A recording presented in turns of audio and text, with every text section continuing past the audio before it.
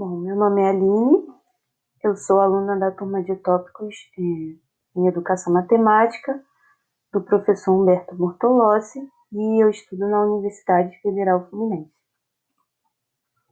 Bom, minha apresentação vai ser falando um pouco sobre esse livro aqui, que são os métodos para ensinar competências, dos autores Antônia Zabala e Laia Arnal.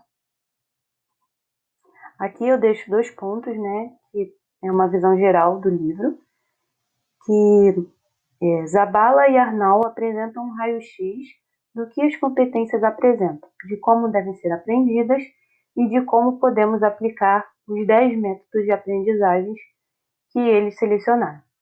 O objetivo dos autores é fornecer uma visão global de diferentes possibilidades de abordagem dos processos de ensino em sala de aula, levando em conta uma premissa comum a todos os métodos, que é a revisão prévia do que sabemos hoje sobre como os alunos aprendem. Bom, aqui eu também coloco 2 pontos. Um que explica de onde surgiu o termo competência e o outro que foi a motivação para chegar na área educacional.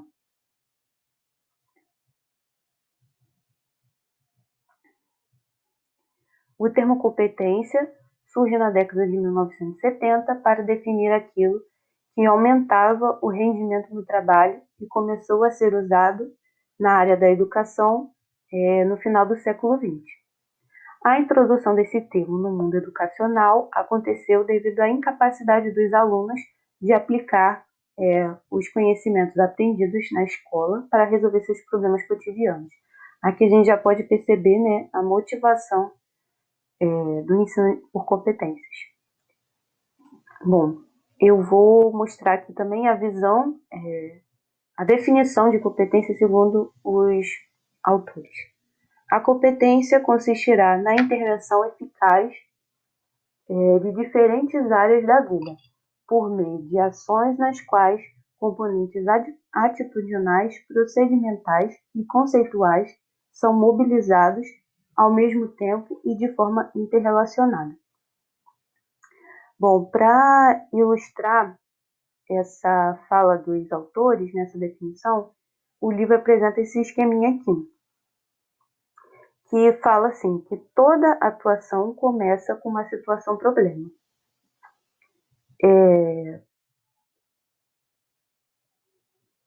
Uma situação, né, real que obriga a intervenção e a intervir e questiona ou levanta problemas que precisam ser resolvidos. Bom, após essa situação, é necessário a análise, né, dessa questão. E, em seguida, é necessário selecionar o esquema de atuação, que é composto por um conjunto de conteúdos, que são factuais, conceituais, procedimentais e atitudinais. Eu vou explicar um pouquinho sobre eles agora.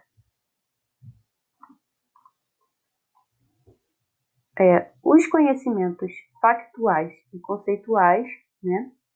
Bom, os conhecimentos factuais são os conteúdos singulares de aprendizagem da natureza concreta, que são as fórmulas, os nomes, as datas, enfim. Os conceituais, que são os conceitos, são os conteúdos de natureza abstrata. Por exemplo, o romantismo, o conceito de princípio de Pascal. Já os conhecimentos procedimentais são um conjunto de ações que são ordenadas, finalizadas e direcionadas para algum objetivo. Por exemplo, o objetivo de escrever um texto, ou de calcular a divisão de algum número. Já os atitudinais, que são as atitudes, são os princípios, condutas e padrões de comportamento. que são formados por componentes cognitivos e comportamentais, como, por exemplo, a solidariedade, a persistência, o respeito, enfim. Bom, agora que eu já falei um pouquinho, né, introduzi um pouquinho sobre o conhecimento de competências, segundo os autores, eu vou apresentar 2 métodos de ensino que estão no livro, que são os centros de interesses e os projetos de trabalhos globais. O primeiro, né, que é os centros de interesse, ele foi um método criado por Ovni de Crowley, que é esse senhor aqui, que foi um médico, psicólogo, professor e pedagogo belga. Em sua origem, foi desenvolvido para as etapas iniciais do ensino, porém, atualmente, é utilizado em todas as etapas educacionais. Bom, de Crowley desenvolveu sua alternativa à escola tradicional a partir de seus estudos sobre psicogênese e sobre a função da globalização, o interesse e a expressão. Bom, esse método aqui ele é dividido em 3 fases e eu vou apresentá-las agora. Bom, a primeira fase é a observação, que é o ponto de partida de qualquer aprendizagem, pois proporciona motivação e contato direto com a realidade. É através dessa fase que os alunos adquirem o reconhecimento das qualidades sensoriais e dos objetos de trabalho e por meio de cálculos e medições que se introduz a compreensão do uso de diferentes noções, como a de peso, longitude, capacidade. É nessa fase também que os alunos se aproximam de matérias como biologia, física, química, e tudo através de um processo interdisciplinar. Desculpa. A segunda fase é a fase da associação, que é um processo que integra os fatos observados nas aprendizagens já disponíveis e promove novas buscas.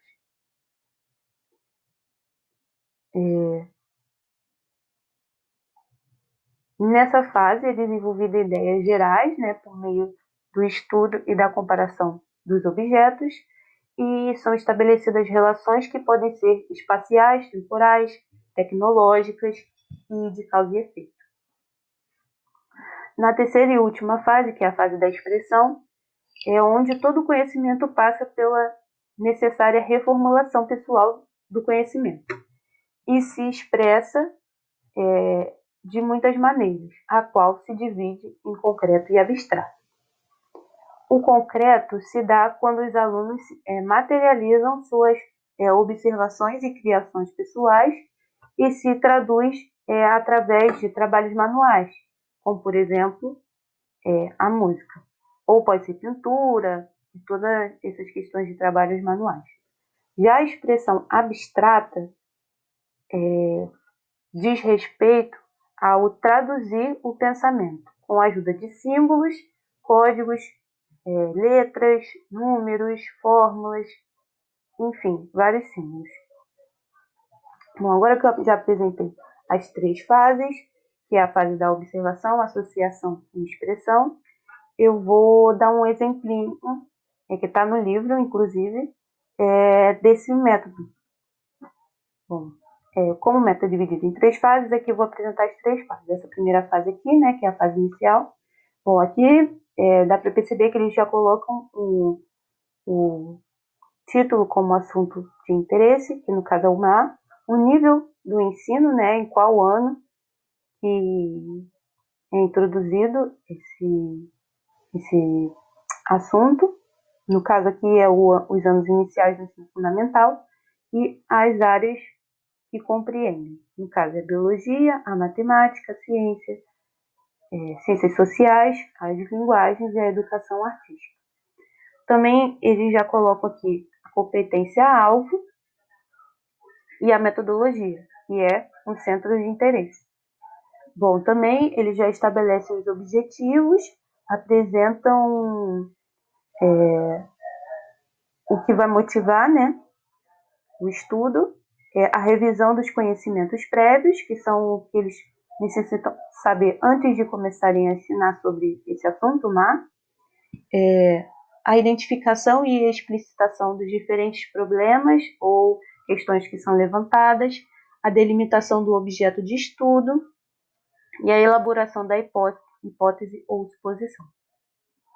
Nessa segunda fase aqui, que é a fase do desenvolvimento, é onde é definida as estratégias de pesquisa, comparação, aplicação, enfim, onde é realizada uma pesquisa de comparação ou aplicação, onde é selecionado os dados relevantes em relação à situação-problema,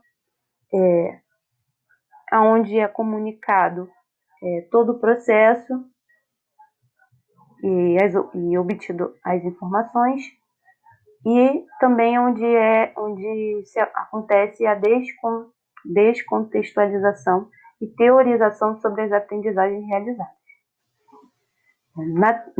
Nessa última fase aqui, que é a fase de síntese, que é o finalzinho, onde é integrado a visão global, a metacognição sobre o processo e o resultado, e também tem a autoavaliação, e também as estratégias de memorização. Bom, agora que eu falei um pouquinho sobre o método de centros de interesse, eu vou falar um pouquinho também sobre os projetos de trabalho globais.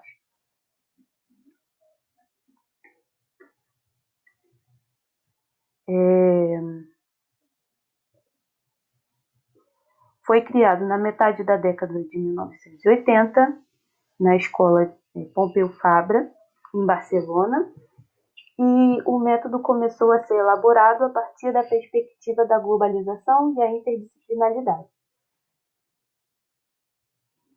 No início, esse método foi constituído como meio de atender ao ensino de línguas e facilitar sua aprendizagem. O método utiliza a ideia central é a convicção do desenvolvimento das quatro principais competências linguísticas, que é ler, escrever, escutar e falar. O método utiliza um assunto como conteúdo da monografia ou do dossiê.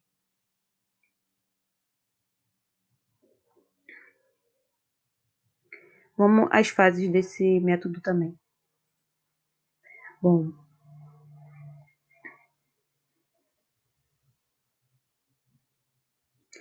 essa primeira fase aqui é a escolha do assunto do dossiê ou da monografia.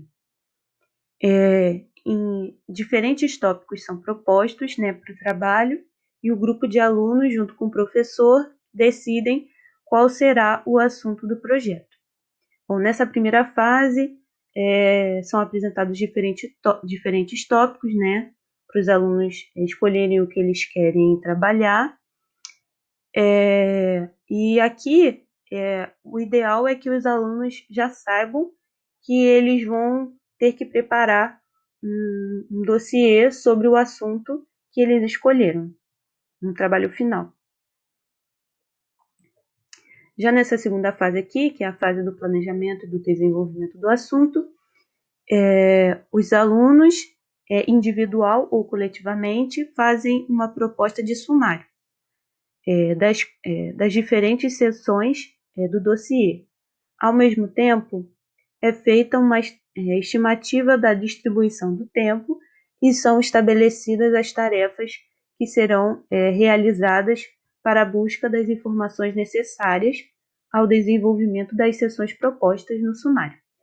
Em seguida, o professor especificará os objetivos de aprendizagem e selecionará os conteúdos que pretendem trabalhar.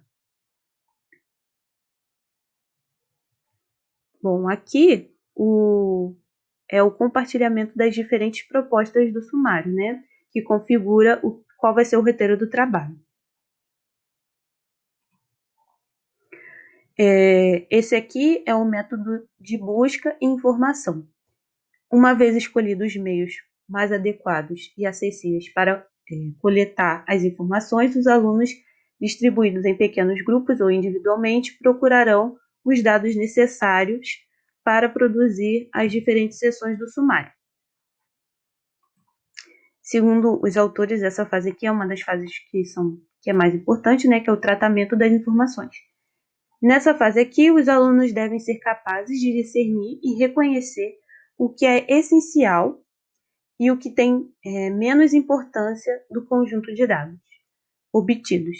Devem distinguir entre hipóteses, teorias, opiniões e pontos de vista, classificar e ordenar as informações, chegar à conclusão e estabelecer processos de contextualização para poder generalizar e levantar novas hipóteses. Bom, nessa fase aqui, é a fase do desenvolvimento das diferentes seções do sumário. Bom, com base nas informações coletadas e selecionadas, serão produzidos conteúdos dos diferentes capítulos que compõem o sumário. É mais o desenvolvimento mesmo do trabalho. Bom, nessa fase aqui, que é a fase da elaboração da síntese, é concretizado o que para os alunos é o produto do projeto que está realizando e que justificou todo o trabalho anterior.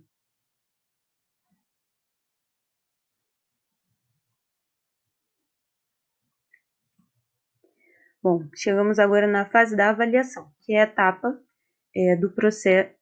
Nessa etapa, o processo é avaliado com 2 níveis, um de ordem interna e outro de ordem externa.